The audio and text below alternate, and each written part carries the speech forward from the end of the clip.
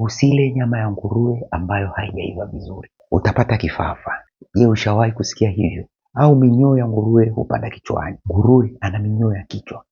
Kuna ukweli ndani yake, lakini kuna kitu kimoja cha muhimu watu wanasahau. Ukila nguruwe ambaye hajaiva vizuri, unaweza kupata minyoo ya tumboni. Ndio maana mamlaka husisitiza kupika nyama vizuri. Lakini sasa hiyo minyoo au hicho kifafa hakitoki moja kwa moja kutoka kwenye nyama kwenda kwenye ubongo. Mara nyingi hutokea pale ambapo mayai ya mdudu yanaingia mwilini kupitia uchafu. Tunaita fecal oral route.